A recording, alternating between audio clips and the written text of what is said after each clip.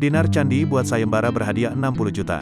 Aksinya itu dilakukan demi mencari bukti kecurigaannya bahwa Ridho Ilahi punya wanita lain. Kabar kandasnya hubungan asmara Dinar Candi dan Ridho Ilahi masih terus jadi perbincangan. Keduanya resmi putus setelah 6 bulan berpacaran. Alhasil, rencana mereka untuk menggelar acara lamaran terancam batal dilakukan. Dinar Candi sempat menyebut alasannya putus lantaran selama ini berat menjalani hubungan dengan Ridho Ilahi. Pasalnya, Ridho Ilahi disebut terlalu cemburuan sehingga menyulitkan pekerjaan Dinar Candi. Namun baru-baru ini, beredar isu bahwa ada orang ketiga di antara mereka. Dinar Candi pun merasa penasaran dengan kebenaran berita tersebut. Demi menjawab rasa penasarannya, ia membuat sayembara berhadiah 60 juta bagi siapapun yang bisa membuktikan Ridho Ilahi berselingkuh. Siapapun di luar sana, kalau kalian memergoki atau mempunyai fotonya, kasih ke aku. Aku mau kasih duit ke kalian, kata Dinar Candi, dilansir Tribun Style dari YouTube populer seleb pada Sabtu, tanggal 5 Maret tahun 2022.